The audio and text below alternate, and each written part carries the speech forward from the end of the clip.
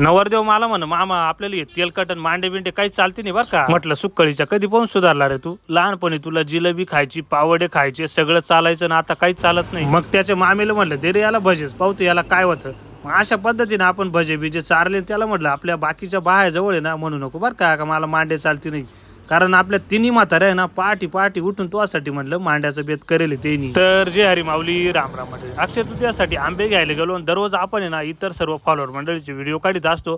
आणि आज या आम हाऊसवाल्यांनी आपलाच व्हिडिओ काढून घेतला ना. कारण ते म्हणे आम्ही तुमचे कंटिन्यू व्हिडिओ पाहतो ना, आम्ही तुमचे फॉलोअर आहे ना.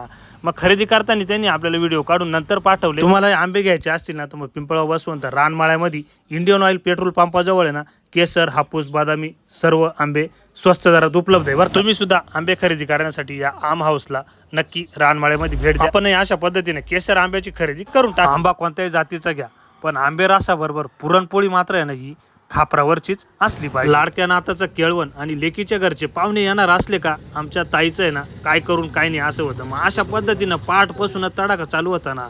पूर्णाच्या पोळ्याचा अलका मावशी सुद्धा नांदोडीवरून एसटी नाही ना सकाळी हजरच. आणि अजून मांडे करायला एक्सपर्ट म्हणजे आमच्या ताईची जाऊबाई म्हणजे आमची लहान चुलती लहान ताई.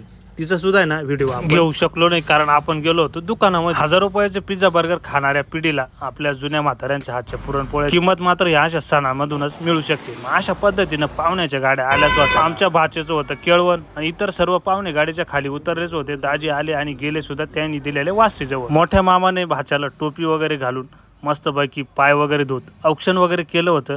आणि आपली पण वेळ आली होती. मग आपणही पाय वगैरे धुवून घेतलं, औक्षण वगैरे केलं. अजून आमचा छोटा लाडका भाचा रामचं सुद्धा औक्षण वगैरे केलं.